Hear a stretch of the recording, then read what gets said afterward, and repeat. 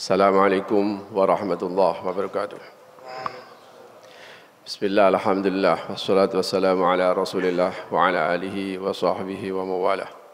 Wa la hawla wa la quwwata illa billah. Subhanaka la ilma lana illa ma'allamtana innaka antal alimul hakim. Amma ba'd. Bapak-bapak, ibu-ibu, jamaah sekalian rahimakumullah.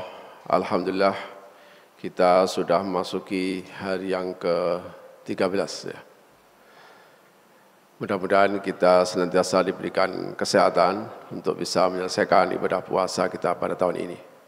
Dan tentu saja kita berharap semoga ibadah kita diterima oleh Allah Subhanahu wa taala. Amin ya rabbal alamin. Jamaah sekalian, ada satu hal yang diinginkan oleh setiap umat manusia. Sesungguhnya keinginan ini sudah melewati batas-batas apapun, termasuk batas agama. Bahwa semua manusia itu pasti menginginkan hidup itu tenang, damai, tentram.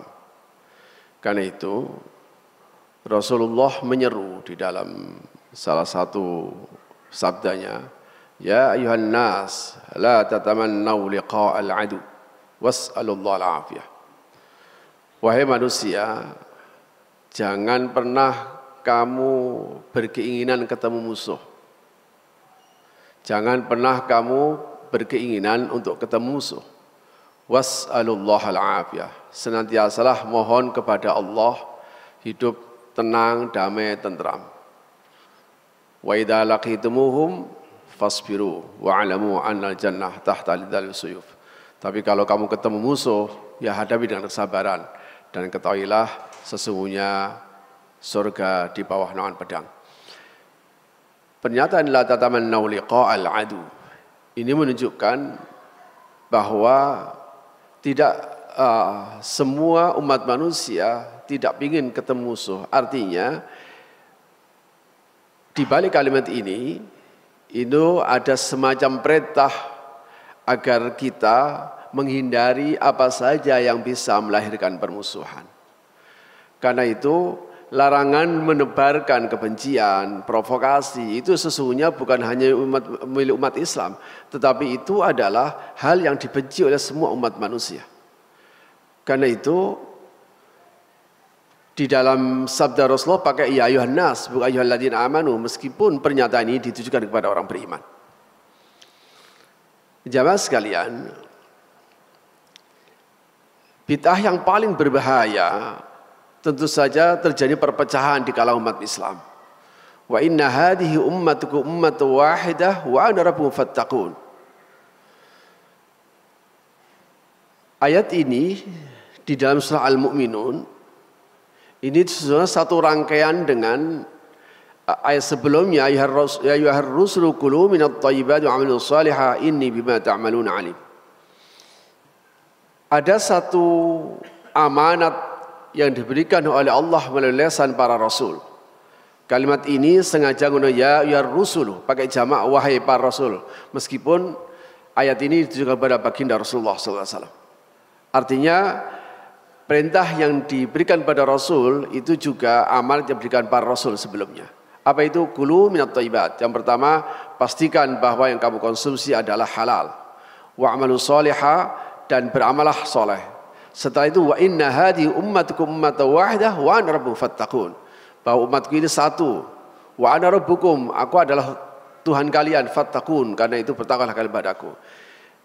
Ayat ini kemudian dipahami oleh Imam Mutawalli Sya'rawi bahwa ayat ini mengajak kita untuk bersatu, dan ini bid'ah yang paling berbahaya, yang paling menakutkan adalah terjadi perpecahan umat Islam. Terjadi perpecahan itu tentu saja karena munculnya ujaran-ujaran kebencian di kalangan umat Islam. Hadis tentang hal ini tentu saja sangat banyak dan semua hadis sahih. Bahkan riwayat Bukhari hadis yang sangat dikenal, al-muslim akhul muslim. Jamaah sekalian, saya ingin memberikan sebuah teori dalam Al-Quran. Di dalam Al-Quran itu ada term namanya ikhwatun, artinya saudara. Sama ikhwanu, itu juga saudara. Dua kata ini sama-sama diartikan saudara, ini sama-sama keduanya bentuk jamak, jamak dari akhun. Makanya al-muslim, akhul muslim. Akhun itu adalah saudara. Bedanya adalah kalau ikhwan itu saudara, tapi bukan saudara darah, saudara-saudara, tetapi karena pertemanan. Dia saking dekatnya, sebenarnya teman biasa, bukan saudara, tapi begitu dekatnya dia seperti saudara. Mungkin bahasa anak muda sekarang bestie. Tapi kalau ikhwah digunakan oleh Al-Quran untuk menunjuk saudara-saudara. Apa artinya? Kita tidak bisa memilih saudara-saudara kita siapa. Kita lahir, kakak kita itu, mbak kita itu. Kita lahir, saudara kita seperti itu. Kita tidak bisa memilih siapa saudara-saudara kita. Tetapi kita bisa memilih teman kita yang kemudian menjadi saudara, namanya ikhwan. Kalau begitu, pilihan kata di dalam ayat ini. Ini kalau menggunakan teori yang tadi, bahwa ikhwan menunjukkan persaudaraan yang dilahirkan karena pertemanan, ikhwatun persaudaraan karena dilahirkan hubungan darah, maka ayat di surah Al-Hujurat innamal mu'minuna ikhwah ini telah terjadi penyimpangan kaidah. Tetapi sesungguhnya ayat ini sengaja dengan menggunakan ikhwatun. Kalau menggunakan kaidah kebahasaan tadi mestinya yang pas ada ikhwanu.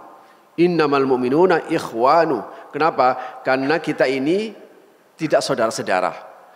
Tetapi pilihan kata ikhwatun di dalam ayat ini menunjukkan bahwa jika Anda ada seorang mukmin yang sejati, maka Anda dipaksa oleh Allah. Tadi saya katakan bahwa kita tidak bisa memilih siapa saudara-saudara kita, tapi kita bisa memilih orang yang menjadi saudara kita. Penggunaan kata ikhwah seakan-akan memberikan sebuah amanat. Kalau kita memang seorang mukmin yang sejati, mukmin yang sebenarnya, ini ditunjukkan dengan al-mu'minun. Semua kata al-mu'min dalam Al-Quran mengacu kepada hakikatul mu'min, mukmin yang sebenarnya. Kalau Anda adalah seorang mukmin yang sebenarnya, maka kita dipaksa oleh Allah untuk memperlakukan mukmin sesama layaknya saudara-saudara. Tidak boleh menzalimi, tidak boleh menipu, bahkan menyakiti dan sebagainya. Karena itu ditegaskan dalam hadis, sababul muslim fisqun wa qitaluhu kufrun. Mencela orang muslim itu fasik, membunuhnya adalah kafir. Bahkan di dalam surah An-Nur tegas Al-Quran mengatakan innal ladzina yuhibbuna an tashi'al fahsyatu fil ladzina amanu lahum 'adzabun alimun fid dunya wal akhirah wallahu ya'lamu antum la ta'lamun. Sesungguhnya orang-orang yang senang tersebarnya berita-berita buruk di kalangan umat Islam, maka ini akan diancam oleh Al-Quran. Dia layak mendapatkan adab di dunia maupun di akhirat. Adab di dunia inilah oleh para ulama dipahami itu harus dipandang sebagai satu tindakan kriminal dalam agama. Jamaah sekalian, karena itu mulut ini adalah hal yang paling krusial yang pernah ditanyakan oleh sahabat pada Rasulullah.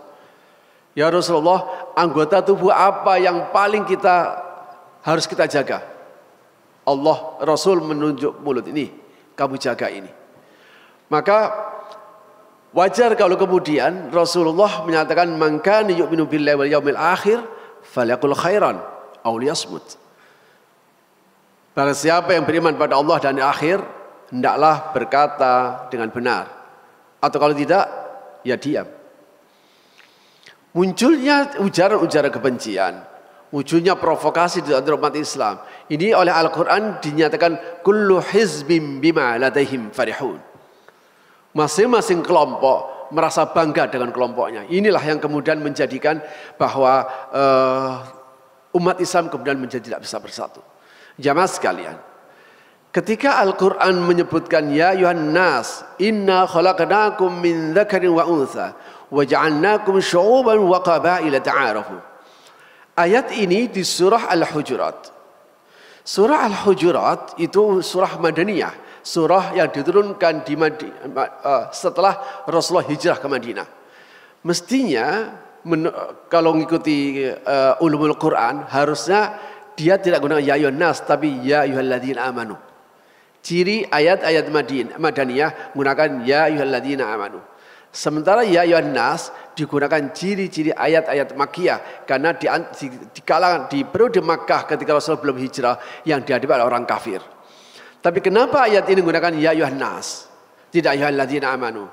Ini adalah seakan-akan sebagai seruan umum yang diberikan oleh Al-Quran. Ini adalah saya ingin sampaikan pesan umum yang disampaikan oleh Al-Quran kepada seluruh umat manusia. Bahwa perbedaan suku, jenis kelamin, bahkan agama, termasuk perbedaan cara pandang, madhab, itu memang sudah ditentukan oleh Allah sebagai sunnatullah.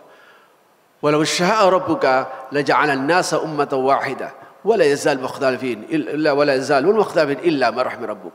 Seandainya Tuhanmu mau, kata Allah. Seandainya Tuhanmu mau, maka Tuhanlah yang akan menjadikan manusia satu jenis, satu kecenderungan, satu madhab, satu pemikiran. Tapi nyatanya tidak. Kata Allah tidak mungkin terjadi. Wala yazalul mukhtalifin. Kenapa mereka kemudian senantiasa berpecah belah? Illa man rahima rabbuk. Kalimat illa man rahima rabbuk, kecuali orang yang dirahmati oleh Allah Subhanahu wa taala. Maka ciri orang itu dirahmati adalah ketika dia bisa melihat perbedaan sebagai satu keniscayaan. Sehingga dia tahu bahwa berbeda-beda ini adalah ta'arafu, agar kita bisa saling mengenal. Kalimat saling mengenal itu berarti saya aktif, orang yang saya kenal harus aktif. Apa yang harus kita kenal? Saya punya identitas, dia punya identitas. Ta'aruf akan terjadi jika saya dengan legowo, dengan sukarela mengenal identitas orang lain tanpa memaksa orang lain masuk pada identitas saya. Dan ini adalah seruan Al-Quran sebagai ciri orang bertakwa. Karena itu larangan menebarkan kebencian dan provokasi, saya kira ini bukan saja milik ajaran umat Islam, karena ini semua kehidupan kemanusiaan tidak menginginkan hal ini. Terlebih-lebih adalah umat Islam. Jamaah sekalian, hati-hati dalam menggunakan medsos. Kalau seandainya saya membenci orang dengan mulut saya, mungkin sebatas saat itu dia dengar. Tetapi sekali ucapan ini masuk medsos, YouTube tersebar sak dunia, Pak, seluruh dunia. Mungkin mulut tidak bicara, sekarang diganti dengan jari. Innas sam'a wal basara wal fuada kullu ulaika anhu mas'ula. Semuanya akan dipertanggungjawabkan. Karena itu jamaah sekalian, hati-hati kita menggunakan segala macam medsos ini. Sebab apa? Sebab apalagi hubungannya kepada sesama umat Islam, kepada agama lain saja. Wala tasubbul ladzina yad'una min dunillah fayasubbullaha adwan bighairi ilm. Jangankan sesama umat Islam, kepada orang lain saja yang beda agama kita tidak boleh mencela. Jadi jamaah sekalian, melalui puasa itu imsak, al-imsak anil muharramat, anil mubtilat, menahan diri dari hal-hal yang bisa membatalkan puasa, namanya siyam. Dalam bahasa Al-Quran namanya asyam, maka kutiba alaikum siyam. Tapi Al-Quran juga menggunakan as-saum. Saum itu puasa tidak bicara. Jadi sebenarnya kita dituntut siyam, menahan hal yang bisa membatalkan puasa kita, tapi juga saum. Kita tahan mulut kita, falyaqul khairan aw liyasmut. Jika kita memang beriman kepada Allah dan hari akhir, hendaklah kita berkata dan kita pastikan ucapan kita, perkataan kita baik dan berikan manfaat dan maslahat. Kalau tidak, sebaiknya diam. Karena diam itulah akan menyelamatkan kita. Mudah-mudahan manfaat. Hadanallahu wa iyyakum ajma'in. Assalamualaikum warahmatullahi wabarakatuh.